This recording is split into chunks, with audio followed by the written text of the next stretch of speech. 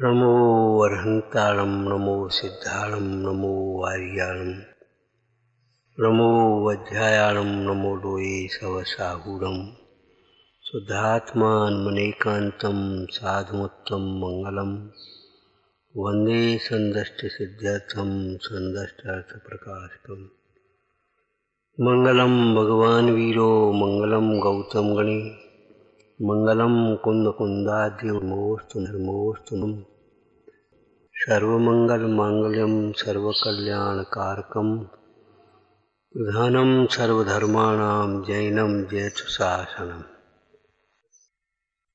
प्रगटे निज अनुभव करे चेतन सत्ता रूप सब ज्ञाता लक्ष्य नमो समय सार से भू जी ध्याया ध्यान गही कम कलंक डही नेत्र निरंजन राणमय परम प्रणवी।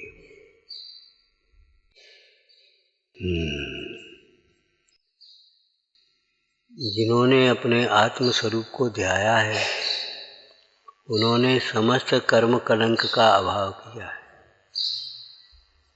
कर्म कलंक का गोमत सार जी में एक बढ़िया अर्थ किया, प्रचुर भाव कलंक। कर्म कलंक तो नैमित्तिक रूप से है, प्रचुर भाव कलंक। प्रसंग याद है? बोलो। समझ में आया ना? निगोद के जीव जो निगोद से नहीं निकल पा रहे हैं, इसमें उनका ही प्रचुर भाव कलंक कारण है। दूसरे शब्दों में कहें तो उनका ही प्रचुर मोह कारण है। आप घर से नहीं निकल पा रहे, ये प्रचुर मोह, मोह की प्रचुरता है। ये सुनकर के भी एकाग्र नहीं हो पा रहे, ये प्रचुर मोह, मोह की तीव्रता, प्रचुर मोह, प्रचुर भाव कलंका निगोद वासम न मुंचन्ते।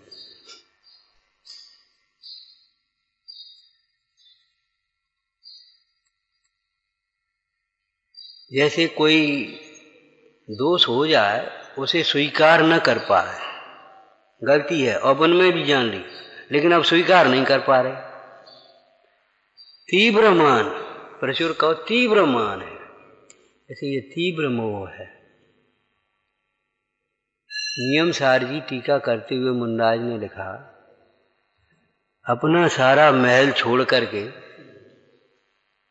जंगल में गए, आत्मस्वरूप की आराधना के लक्ष्य से ही तो गए, और फिर भी दूसरों को घर का उपदेश देवे, ये कोई तीव्र या घास की कुटिया ऐसा कोई शब्द करे, उसमें मोह करे, ये तीव्र मोह है। घर छोड़ के आए हो जो हमारा कमरा, तीव्र मोह है। ये हमारी चौकी, ये तीव्र मोह है।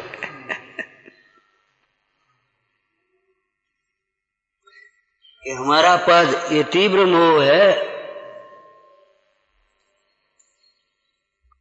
जिन्होंने अपने आत्म स्वरूप को ध्याया है उन्होंने ही कर्म कलंक का अभाव किया है।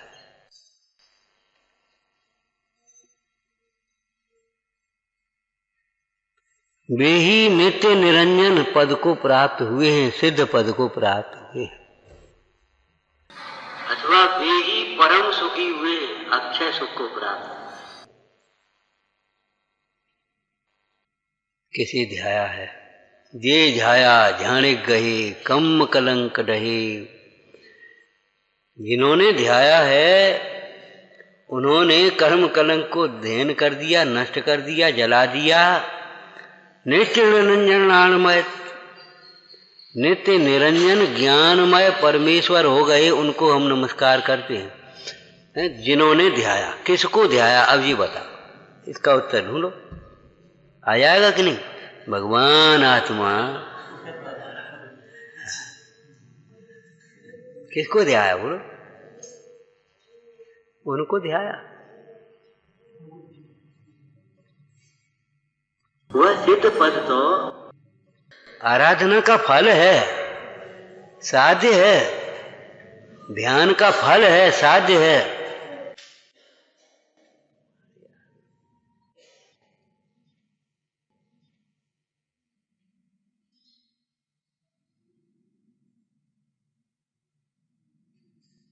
वह ध्येय कहां से हो गया, आराध्य कहां से? उसे भी आराध्य कहते हैं, सिद्ध पद को, सिद्ध भगवान को भी आराध्य कहते हैं, पंच परमेष्टि को भी आराध्य कहते हैं। द्रव्य संग्रह मूल ही ग्रंथ में पंच परमेष्टि को भी ध्येय कहा है। ध्यान के प्रसंग में पंच परमेष्टि का वर्णन किया, लेकिन वह व्यवहार न ही समझना चाहिए। अनंत परमेश्वर ध्येय हैं, अर्थात इसका अर्थ क्या होगा? अनंत परमेश्वर द्वारा बताया गया निज भगवान आत्मा ध्येय है। अनंत भगवान शरण है, अर्थात अनंत भगवान द्वारा बताया गया निज परमात्मा, निज शुद्ध भगवान आत्मा शरणभूत है। कल एक सामान्य बात कही थी, भगवान आत्मा सर्व दोषों से रहित है। होमवर्क कुछ किया कि नहीं किया, ये तो बताओ पहले। क्या किया बोलो, बताओ क्या किया? कोई दिक्कत नहीं, बोलो।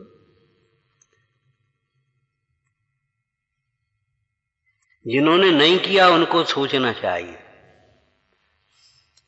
पानी बाहर जाओगी क्या करा?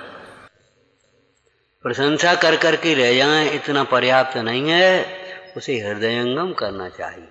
लेकिन हम ये कह रहे उसका होमवर्क किया। दोष माने क्या? भगवान आत्मा सर्व दोषों से रहित है, माने क्या हुआ? भगवान आत्मा मोह से रहित है, निर्मोही तत्व है।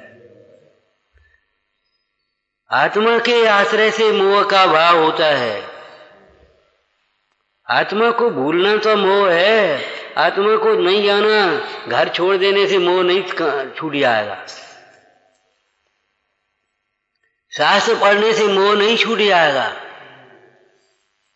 व्रत तपस्या करने से मोह नहीं छूट जाएगा, बल्कि नया मोह उत्पन्न हो गया। मैं ज्ञानी, मैं तपस्वी, त्यागी, मैं धर्मात्मा, ये मोह। क्या कहा? भगवान आत्मा शाश्वत धर्मी है, स्वधर्मी है। भगवान आत्मा के आश्रय बिना मैं धर्मात्मा मानता है, ये महामोह है। चाहे वो धार्मिक क्रियाओं को करके मोह मानता हो, चाहे पढ़ लिख करके धर्मात्मा मानता हो, धार्मिक क्रियाएं करके चाहे धर्मात्मा मानता हो, चाहे पढ़ लिख करके धर्मात्मा मानता हो। ज्ञान पक्ष, क्रिया पक्ष, पश्चात्क्रांत हुए बिना क्या है? आपको कहा था इस प्रसंग में, याद है कुछ? ज्ञानी को ज्ञान होता है, ज्ञान पक्ष नहीं होता। ज्ञानी को क्रिया होती है, क्रिया पक्ष नहीं होता।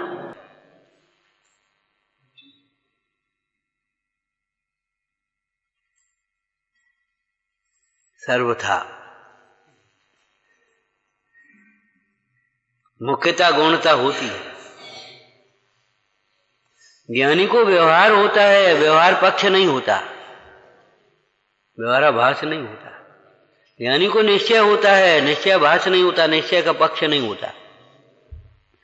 इसलिए उन ज्ञानियों के जीवन में खूब भगवान आत्मा, शुद्ध आत्मा, ज्ञायक भगवान, परम भाव, पंचम भाव, शाश्वत भगवान खूब चला धुन। स्वच्छंदता नहीं होती, प्रमाद नहीं होता। प्रमाद उस निश्चय के आश्रय से थोड़ी होता है। निश्चय को जाने बिना निश्चयवाद की क्या परिभाषा की? टोडरमल जी ने निश्चयवाद की क्या परिभाषा की भैया? कहां से शुरुआत की?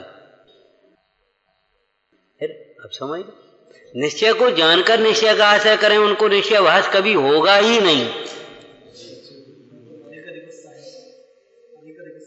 मतलब निश्चय नय की शैली, निश्चय नय का स्वरूप, निश्चय नय की पद्धति, निश्चय नय का प्रयोजन यह जान लेगा, फिर निश्चयवाद कहां से आएगा?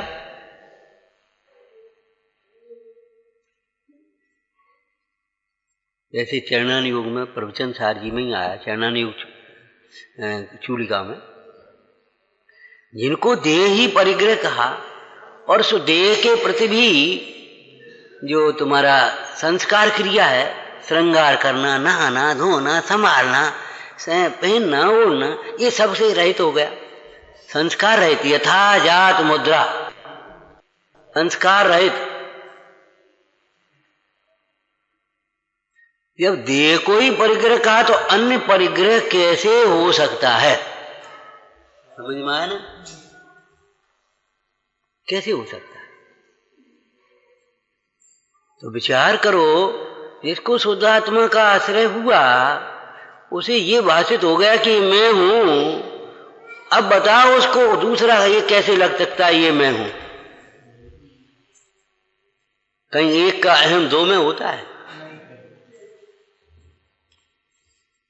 किसी का अहम दो में तो नहीं हो सकता। जब तुम अपने एक नाम रख लिया, उस नाम को मानते हो, तो ये बताओ दूसरे नाम को तुम अपना कैसे मानोगे?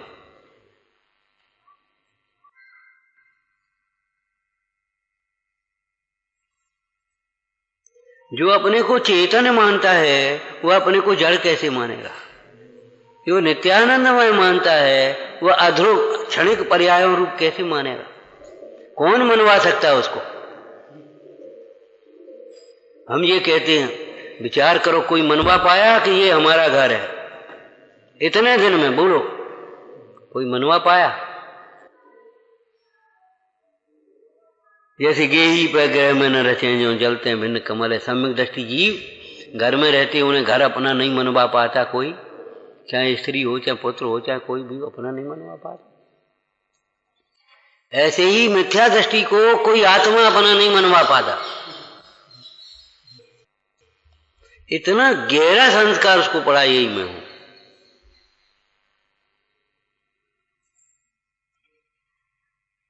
उसे आत्मा की चर्चा सुने, कौर की बात होगी, दोषों की चर्चा, कौर में जो दोष होंगे।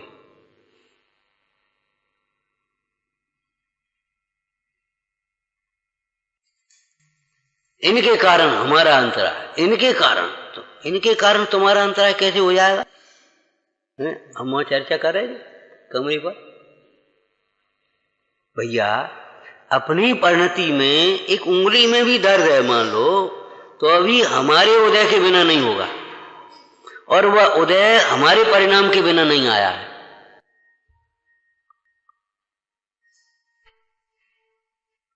और उस दर्द का कारण वर्तमान का मोह होगा, वर्तमान में उपयोग जुड़ा होगा तभी दर्द हो रहा होगा। वर्तमान में उपयोग नहीं हो तो क्या बताओ, कौन दर्द का वेदन कराएगा? तुम्हें जरा सी उंगली में एक फुंसी हो गई या जरा सी वो हो गई तो दर्द हो रहा है। इनके कोढ़ शरीर में हो रहा था, उनको क्यों नहीं दर्द हो रहा था? जरा सी गर्मियों से तुम्हें परेशानी हो रही है, उन मुनरायों को आग ही जल रही थी, पूरा शरीर ही जल रहा था आग, उनको क्यों नहीं तकलीफ हो रही थी? दुख का कारण परद्रव्य नहीं, परद्रव्य में एकत्व बुद्धि, परद्रव्य को अपना मानना। और जो जीव अपने द्रव्य को नहीं जानता वो परद्रव्य को अपना मानेगा ही, निश्चित मानेगा, किसी न किसी को तो अपना मानेगा। जैसे ज्ञान गुण है, ज्ञान का परिणमन है तो जाने बिना नहीं रह सकता, ऐसे ही श्रद्धा नाम का गुण है, वो माने बिना नहीं रह सकता, और जैसा जानेगा वैसा मानेगा।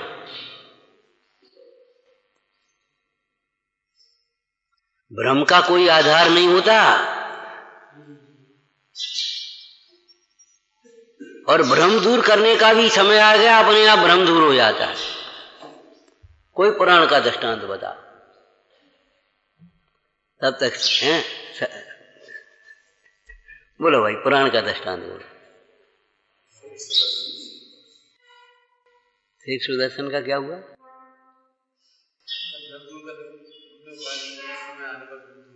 किन्ने उपाय करे? कहा उन्होंने क्या किया? अंजना के प्रति पवंजय का भ्रम ही तो था, अंजना का क्या दोष था बेचारी का? अब वो अपनी सखी सहेलियां बैठी, शादी का समय 2-3 दिन रह गए, तो अपनी वही माहौल है, वही व्यवस्था है और बातें चल रही हैं। खाली दिमाग शैतान का घर है। अपने दिमाग को खाली मत छोड़ो, आराधना में लगी रहो, प्रभावना में लगी रहो, खाली कोरे व्यस्त मत रहो, अच्छे कार्यों में व्यस्त रहो।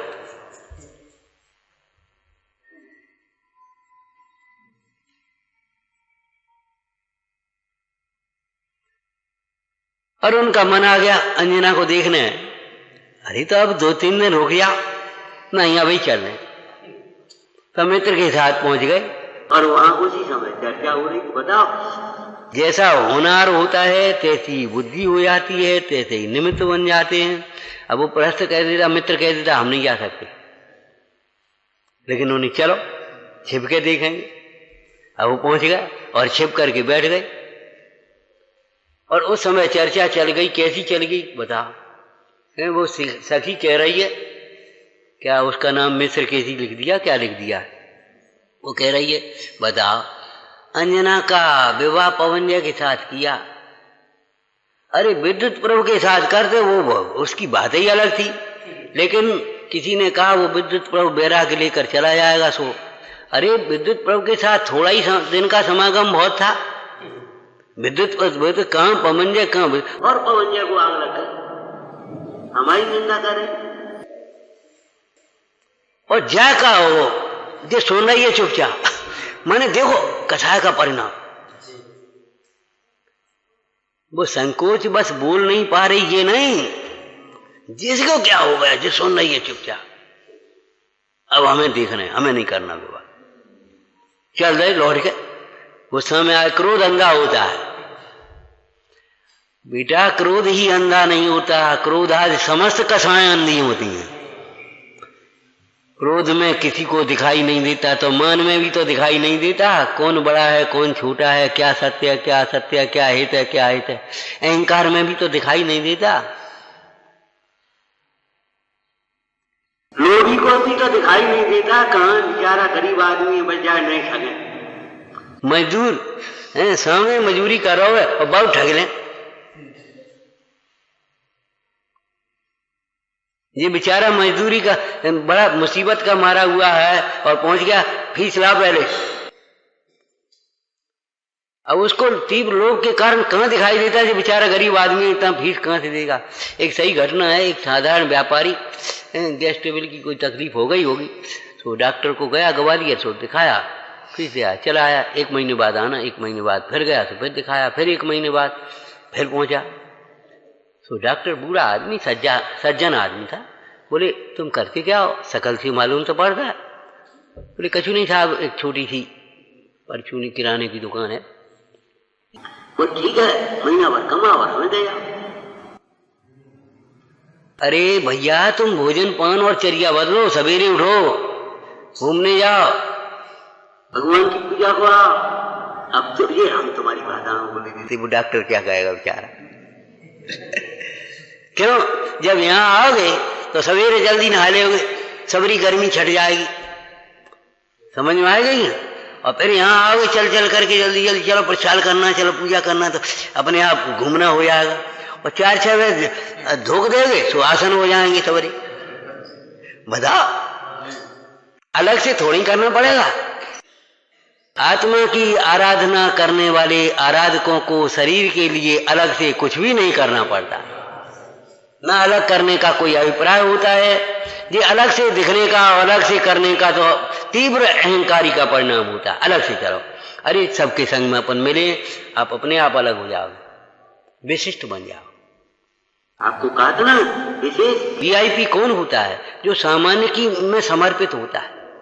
वो प्रधानमंत्री या मुख्यमंत्री या फलाना नेता आया और आकर के भीड़ में घुस गया, और दादा और अम्मा और चाचा और भैया और बेटा, और भैया बड़ा सरल आदमी हो गया, विशेष के नहीं हो गया। और वो अपने अलग से गए और जी मिलने गए, कौन कहां से आ गए, हमने कहा अरे भैया बड़ा घमंड हो गया इसको, मंत्री क्या बनेगा, ये किसी को घिनता ही नहीं है। अब बताओ क्या हो, समझ में आ गया। जो सामान्य की सेवा में समर्पित होता है वही विशेष होता है। ऐसे जो सामान्य ज्ञायक भाव में समर्पित है वही परिणाम अंतरात्मा है, सम्यक दृष्टि है, श्रावक है, मुनि है, परमात्मा है, अनंत है, सिद्ध है, वही तो है। सामान्य से विमुख परिणाम मिथ्या दृष्टि है, अज्ञानी है, असंयत है, निगोदिया है, तिर्यंश है, नारकी है, देव है, मनुष्य है, संसारी है। कौन? जो अपने सामान्य तत्व से, स्वभाव से विमुख है। भगवान आत्मा से विमुख है, संसारी है। भगवान आत्मा के सन्मुख है, बोलो मोक्ष मार्गी है। भगवान आत्मा में लीन है तो मुक्त है। दूसरे शब्द बोलो, भगवान आत्मा से विमुख है। दूसरे शब्द बोलो, छेड़ा के। हाँ बोलो बेटा। बहिरात्मा है, भगवान आत्मा के सन्मुख हुआ अंतरात्मा होगा, और भगवान आत्मा में लीन हो गया परमात्मा होगा। तीसरे शब्द बोलो। चलो अब तुम बोलो, रुको इनको बोलने दो, क्या बात है। भगवान आत्मा से विमुख है वह विराधक है, भगवान आत्मा के सन्मुख है वह साधक है, और भगवान आत्मा में लीन है वह साध्य है। जैसे मिट्टी के बिना मिट्टी का कोई खिलौना नहीं बनता है, शक्कर के बिना कोई मिष्ठान नहीं बनते, ऐसा आत्मा के बिना कुछ नहीं होता। पुद्गल में संसार होता है जी, बता। पुद्गल का संसार होता है, मोक्ष भी नहीं, संसार भी नहीं। पुद्गल दुखी होता है, न दुखी होता है न सुखी होता है। आत्मा जो आत्मा से विमुख है वह दुखी होता है, आत्मा जो आत्मा के सन्मुख है वह सुखी होता है। जो आत्मा नहीं है ऐसा अचेतन पुद्गल, उसमें कुछ नहीं, सुख दुख नहीं है, संसार मोक्ष नहीं है, सम्यक दर्शन मिथ्या दर्शन नहीं है। कहाँ है बता? व्यवहार भी नहीं है।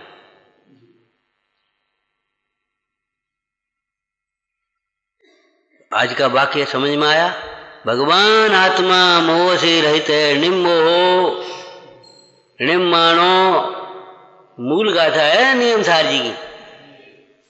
भगवान आत्मा मोह से रहित है, निर्मोही है। उस आत्मा के आश्रय से मोह कैसे उत्पन्न हो?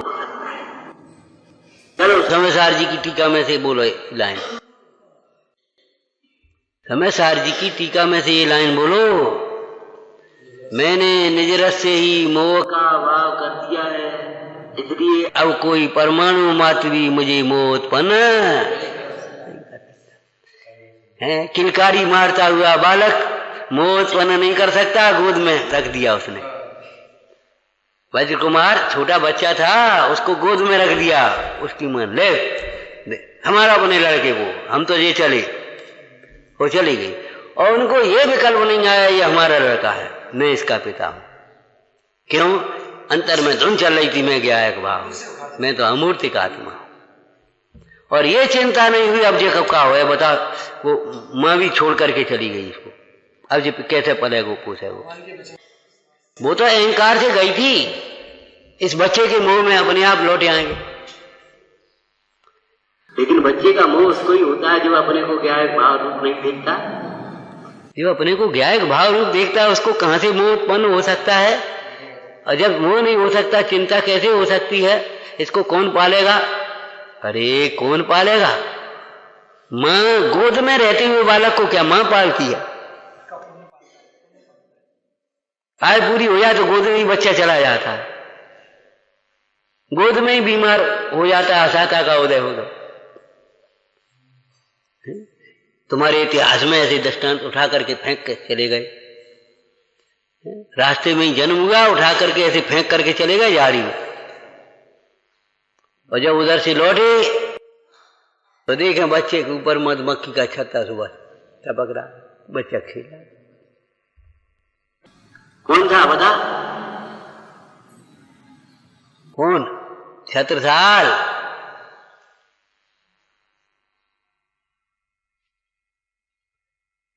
इतिहास की बात है।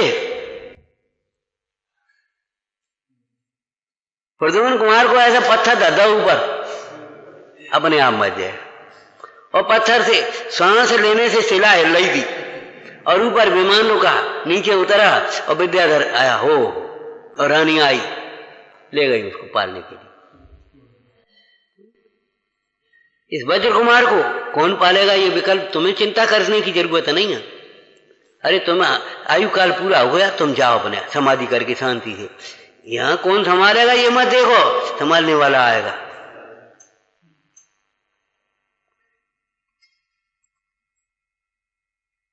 अरे शासन है तो शासक भी होगा, कोई ना कोई निकलेगा कि नहीं निकलेगा बता। देश शाश्वत है, लेकिन देश के शासन कितने बदलते गए, कितने शासक आए, कितने गए बोलो। और आज भी चल रहा है 19, 20, 21, कभी 19 भी चलेगा, कभी 21 भी चलेगा, ये कुछ नहीं होगा, सब ऐसे ही चलता रहेगा।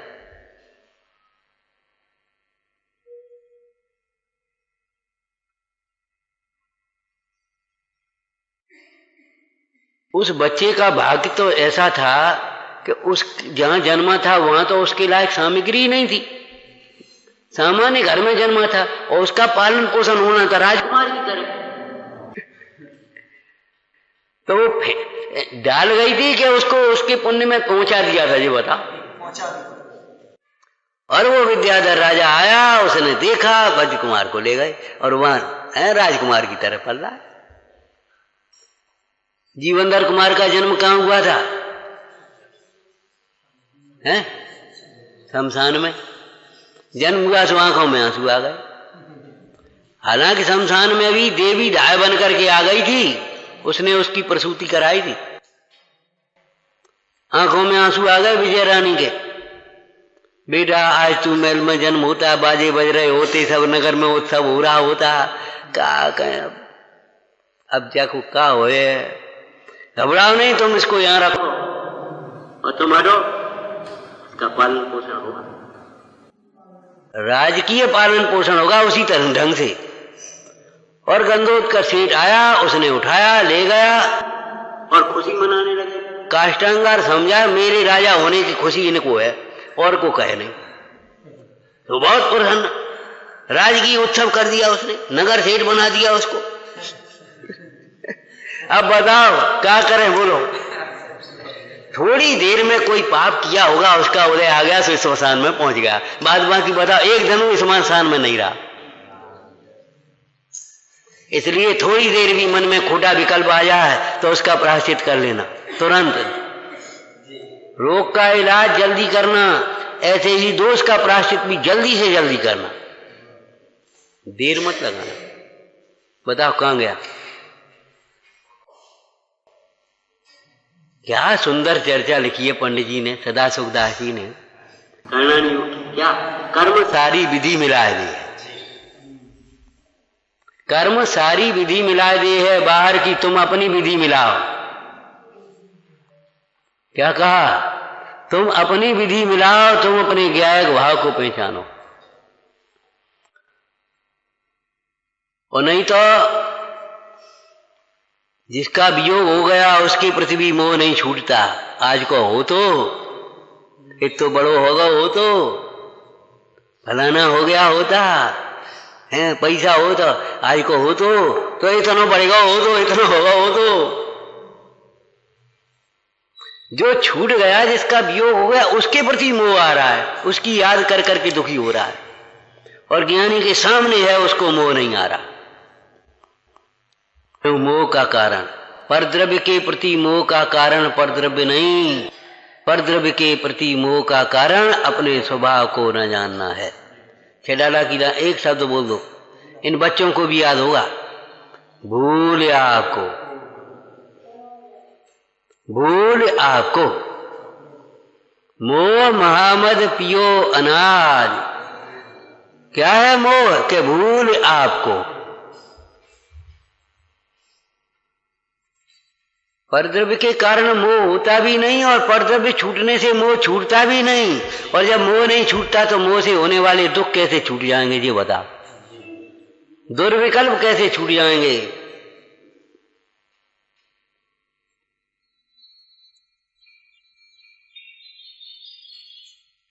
घर छूटने से अगर मोह छूट जाता फिर क्या पूछना। अनेकों पशुओं के तो घर ही नहीं होता।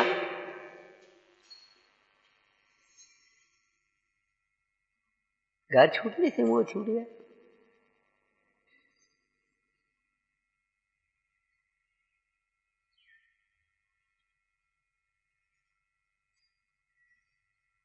मेरा मोह माने मेरा पना, मेरा पना। तो जब मेरे में मेरा पना नहीं आया तो पर में मेरा पना तो आएगा ही। किसी न किसी को अपना माने बिना नहीं रह सकता। 2 दिन पहले कहा था ना, किसी न किसी को सुख मानेगा। अतीन्द्रिय सुख का स्वाद नहीं आया तो इंद्रिय सुख को सुख मानेगा।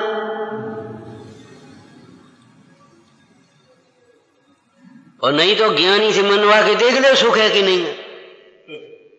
कोई कहानी की लाइन बोल दो। भले भरत इस वैभव को छोड़ नहीं पा रहा, राग नहीं छूटा अभी इतना, लेकिन यहां रह करके गौरव का अनुभव तो नहीं कर सकता। तुम तो अपना मान ले। अपना कैसे मान ले? एक बच्चा अनाथ, अब उसको किसी ने उठाया, पाला।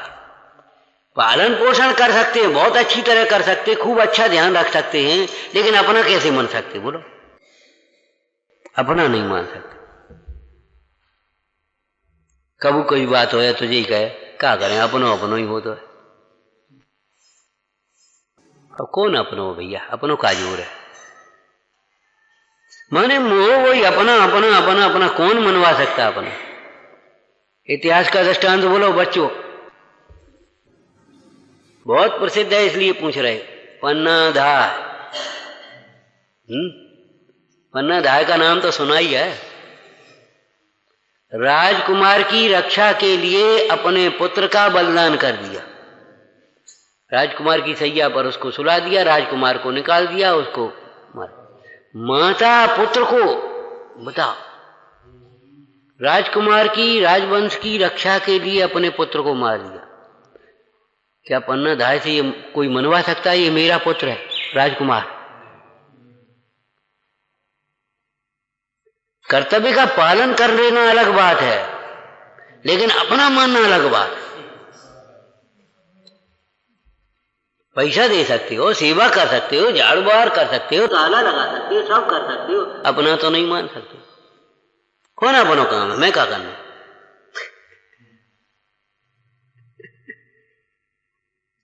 अरे वो काम अपना, ये अपनो काम भाई, अपन नहीं करें तो को करे? धार्मिक कार्य में कोई काम प्रसंग ऐसा बन गया तो हमने कहा भैया सबको प्रेरणा करो, सबको बुला, सबको करो। देखो साहब अपने बस की नहीं है। कौन अपने लड़का को ब्याह तो हम घर घर बोलोगे देख फिर, हमारे बस की नहीं है। जिन्हें आने हो जाओ, नहीं आने मत आओ। कौन हमारे लड़का को ब्याह? 2 दफे उन्होंने कहा कौन हमारे लड़का को ब्याह? हमने बेटा लड़के का विवाह तो पाप भाव है। वो तो लोग व्यवहार की बातें हैं। वहां तो तुम बुलगवा देोगे, हाथ जोड़ोगे, सब सेवा करोगे, सब देखोगे, भारोगे अकेले, और तो हाथ जोड़ोगे तो पाप ही तो बनेगा। ये धर्म का कार्य है, उस लड़के के विवाह से ज्यादा बड़ा काम है। सच पूछो तो यही तो अपना काम है, वो तो उपाधि है।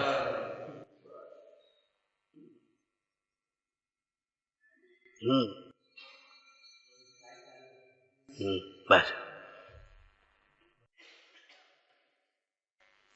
समझ में आया ना? कौन अपनो काम है? अपन को क्या करना है? अपन को अपना हित करना है। तो भगवान आत्मा मोह से रहित है। आत्मा के आश्रय से मोह का अभाव होता है। इसका क्रम बताओ। जब आत्म कल्याण की भावना जगे तो मोह मंद।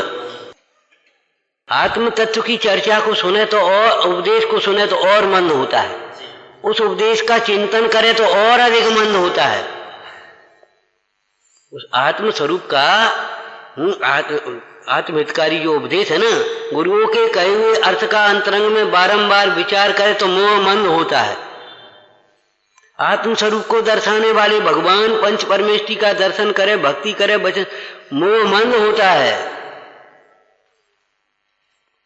भेद ज्ञान करते हुए, तत्व विचार करते हुए मोह मंद होता चला जाता है और स्वानुभव में मोह टूटता है, दर्शन मोह।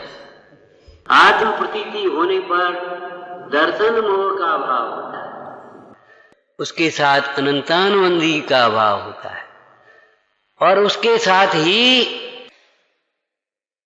तत्संबंधी 41 प्रकृतियों का अभाव हो जाता है, दुर्गति का अभाव हो जाता है। आत्मस्वरूप की भावना से दूसरी चौकड़ी कसाय मिट रही, तब श्रावकपना आया। आत्म की भावना के बल से ही 3 चौकड़ी मिटती, तब मुनिपना आता है। और आत्मस्वरूप में लीन हो जाने से सर्व कसायों का अभाव, सर्व मोह का अभाव, माने दर्शन मोह का भी अभाव और चारित्र मोह का भी अभाव, सर्व मोह का अभाव। जैसे रोग की दवा होती है, बुखार टूटे और फिर बुखार के अंश रह गए, तुम तो जेल ले जाओ, 1 महीना रह गए, अंश निकल गए, बिल्कुल खत्म, स्वस्थ हो गया। ऐसे इस मोह का अंश भी, मिथ्यात्व का अंश भी नहीं रहता, कसाय का अंश भी नहीं रहता। ज्ञानियों के कसाय को कसाय नहीं कहा, कसायांश, रागांश। रागांश के उदय से पढ़ा है ना आचार्य भगवान के पंचवेष्टि की परिभाषा में, रागांश के उदय से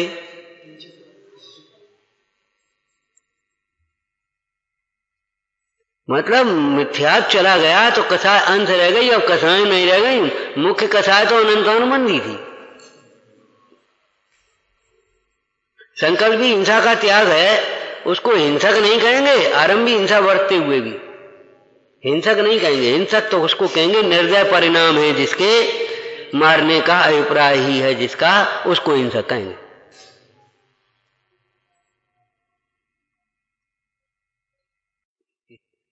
सभी भी समझना चाहिए आगम की।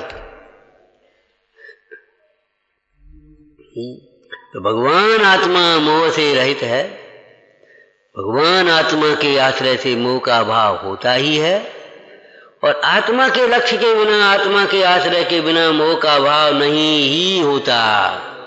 चाहे कहूं चले जा, चाहे कछु करो, तुम्हें जो करने सो कर लो, कितना पढ़ना है पढ़ लो, कितना सुनना है सुन लो, मोह हो जाएगा। जहां जाओगे वहीं मोह होगा।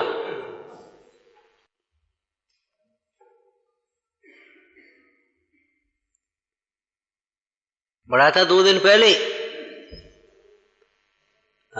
आत्म स्वभाव को जाने बिना, आत्मज्ञान के बिना जीव या देव गुरु की भक्ति के बिना कोई सुखी नहीं होता, कहीं सुखी नहीं होता, कभी सुखी नहीं होता, किंचित सुखी नहीं होता। पहले जातम ज्ञान बिना सुख लेस न पायो, और नहीं पायो न पाओगे। भटकते रहना, भटकते रहना और अपने को अकड़ते रहना, मचलते रहना। समझ गए? क्या कही? पाने के लिए मचलते रहना, पाकर के अकड़ते रहना, भटकते रहना। आत्मज्ञान के बिना जीव सुखी नहीं ही होता, मोह का भाव नहीं ही होता। जहां जाओगे वहीं मोह हुआ।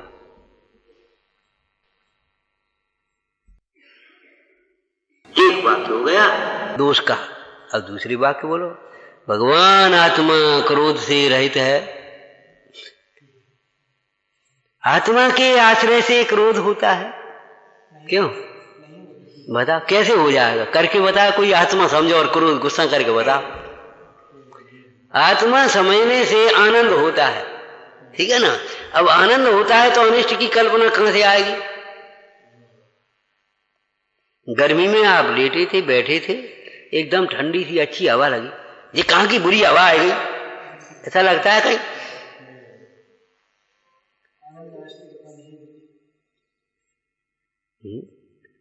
क्या सुंदर तीसरे अधिकार के अंत में लिखा है, अनिष्ट कुछ रहा ही नहीं।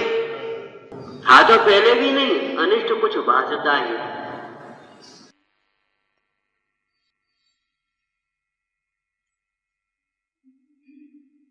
कहां अनिष्ट भास है? नहीं कोई।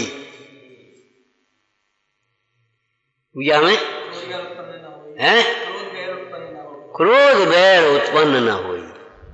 तहाँ अनिष्ट भाषा नहीं कोई। अरे अनिष्ट तो इसलिए भाषा, तुमने ऐसो करो, तुमने ऐसो करो, अरे तुमने करो ही नहीं है तो अनिष्ट कैसे भाषेगा? अमूर्तिक प्रदेशों का पुण्य, उससे कुछ कहा ही नहीं है, उसके ऊपर उपसर्ग किया ही नहीं है, उसमें से कुछ छीना ही नहीं है, उसको कुछ दिया। अब अनिष्ट की कल्पना होगी कैसे ये बता? अपनी जेब देखो और जैसे कि तैसे रुपया रखे, तुमने 100 रुपया निकाल लाई, ये कल्पना हो कैसे सकती? जब हमें कम हो तो 100 इन्हें निकाल लाए हुए जी थे, तुम्हें हम छोड़ गए थे कमरा, तुमने मैं 100 के निकाल लाए।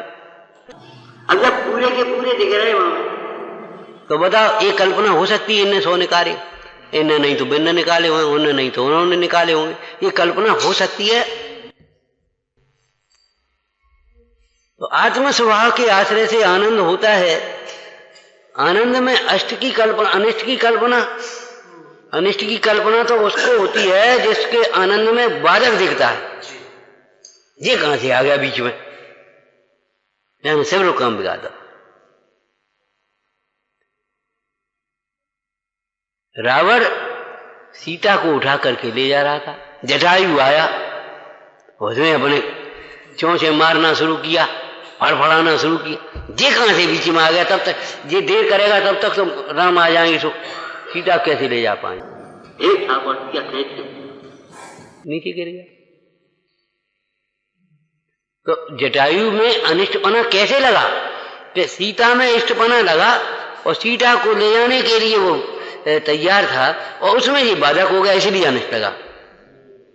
तो हमारे सुख में जो बाधक दिखता है वो उसे अनिष्ट, वहां अनिष्ट की कल्पना होती है। और बाधक साधक इंद्रिय सुख में होंगे सो भी तुम्हारे कर्म मुख्य होंगे, मुख्य रूप से। अब बाहर के तो निमित्त मात्र होंगे। अब वो तो अनिष्ट की कल्पना छोड़ दो, आत्मस्वरूप के आश्रय से होने वाले आनंद में तो कोई बाधक होता नहीं। यदि मान लो व्यवहार में ऐसे कहना ही हो तो तुम्हारे सुख में बाधक कौन है? तुम्हारा ही मोह तुम्हारे सुख में बाधक है और कोई बाधक नहीं। ये मोह ही दुखी अपने सुख को वेदन नहीं करने दे रहा। प्यार करो। एक दृष्टांत सुनाया था घर का पुराना। स्त्री को बहुत जोर से भूख लगी और भोजन तैयार कर दिया उसने। अब वो इंतजार कर रही है पति आया तब भोजन करें। अब पति को कोई काम लग गया तो वो बड़ी देर में आ पाया। अब वो भूखी कुड़कुड़ा रही थी बेचारी। आए इतनी देर कर ली तुमने, हम तो भूखे मर गए, परेशान हो गए, तो तुम खा ले। अब हमें काम लग गया नहीं आ पाए तो तुम खा लेती। तुम्हें मने कौन ने करी थी बता? हम तुमसे 10 दफे कह चुके, देखो भाई हमें लेट अबेर हो जाते, तुम तो अपने खा ले करो। अरे तुम 100 दफे कहो, 10 दफे क्या 100 दफे कहे? बता कौन रोक रहा है? भोजन तैयार है, कोई तालो लगो है, हाथ नहीं है, बता कौन रोक रहा है? अब तुम तो कह दी तो अब झुंझला करके वो स्त्री कहे तुम तो कह दे रहा हो, हम क्या करेंगे बताओ? पति के प्रति का जो अनुराग है वही तो उसे भोजन तैयार होने पर भी रोक रहा है। ऐसे आत्मा और सुख है, ज्ञान है, उपयोग है, सब प्रकार की अवसर आया है। अब कौन रोक रहा है बता? केवल हमारा मोह ही तो हमें अपने सुख को वेदन करने में, आत्मा का अनुभव करने में, आराधना करने में बाधक है। और कौन बाधक? तुम्हारे पद्म पुराण का ही दृष्टांत बताया था ना, वही प्रसंग कीर्ति मुनराज के सामने था और वही प्रसंग सुकौशल मुनराज के सामने था। अब मुनराज तो कह गए पहले, कीर्ति राजा को भी विकल्प आया अब हमें कल्याण कर लेना चाहिए। तो राजसभा में बैठ करके बस इतना ही कहेंगे। राजसभा में बैठ करके कीर्ति राजा बोले मंत्रियों से, भाई अब आप लोग राजपाट संभालो, अब हम तो अपना कल्याण करेंगे। बोले महाराज जी क्या कह रहे? आज कही तो कही, अब मत कहियो। बोले क्यों? बोले राजा राजा के बिना प्रजा का धर्म कर्म सब खत्म, राज्य भ्रष्ट हो जाएगा, राज्य व्यवस्था सब बिगड़ जाएगी। क्या करते हो? आपको आत्म कल्याण के लिए जाना है, खूब जाओ, प्रेम से जाओ। लेकिन जिस प्रकार तुम्हारे पिता तुमको राज्य दे करके गए, उसी प्रकार तुम हमें राजा दे करके जाओ, मैंने अपने पुत्र को राज करके जाओ। फिर जाओ, वो मना कर रहा हूं। अब कीर्दर बेचारे चुप बैठे, सोचने लगे क्या करें। बात तो इन्हों की सही है। देखो मोह राग, बात तो इन्हों की सही है, राजा बिना कैसे काम चले। ठीक है भाई, तो अब हम प्रतिज्ञा कर रहे, जिस दिन पुत्र का मुंह देखेंगे उस दिन दीक्षा ले लें। मैंने पुत्र होने के बाद चले जाए। रुक गए कि नहीं रुक गए? अब सुकौशल मुंडराज जब हो रहे थे राजा, तब उनके सामने भी पुत्र नहीं था। अभी तो दौड़ के वहां पहुंच ही गए थे। जब पहुंच गए थे तो वहीं सब लोग पहुंच गए और उन्होंने दीक्षा की जो याचना की, तो मंत्रियों ने फिर अपना घेरा डाल दिया। महाराज क्या कर रहे? राजा तो दे जाओ हमको, बाद बाकी सब व्यवस्था हम करेंगे, राजा तो दे जाओ। क्या किया उन्होंने बता? रानी के गर्भ में जो बालक है उसको तिलक कर दिया। अब लड़का है कि लड़की है, का पतो, का पतो। अब किसकी हिम्मत है पूछे महाराज लड़की वही तो, और हो सकती है कि नहीं हो सकती, वो कोई बात नहीं है। लड़का है लड़की, वो कोई मतलब नहीं है। हमारा मतलब ये है, उन्होंने अपनी भलाई तो टाली, उनका मोह इतना टूट गया, इतनी कसाएं टूट गई, तो अब उनको नहीं रुक रहे तो कौन रोकेगा? रुकता है तो अपने राग से, राग नहीं टूटा तो रुका है, और राग टूट गया तो कौन रोकेगा? जैसे आय पूरी होने वाले के शरीर में एक क्षण भी कोई रोक नहीं सकाता। अनेकों दवाएं, डॉक्टर, वैद्य, मंत्र तंत्र, देवी देवता एक क्षण भी शरीर में रोक नहीं पाते। ऐसे जिसका मोह टूट गया उसको संसार में फिर कौन रोकेगा?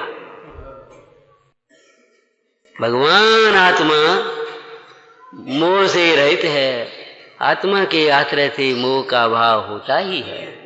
भगवान आत्मा क्रोध से रहित है?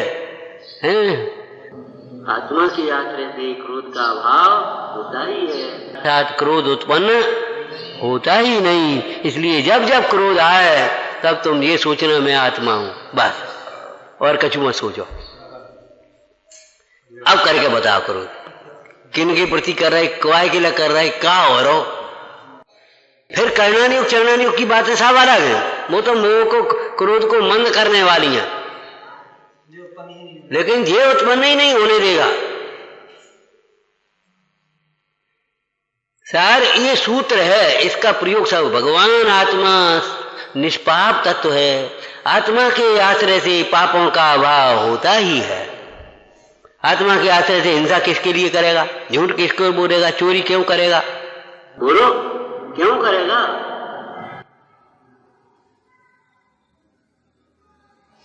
एक सूत्र को रखो और सारे सवाल हल कर लो। ओम नमः शरणंदी शोध स्वरूपी अविनाशी में आत्म स्वरूप, जानंदी शोध स्वरूपी अविनाशी में आत्म स्वरूप, जानंदी शोध स्वरूपी अविनाशी में आत्म स्वरूप।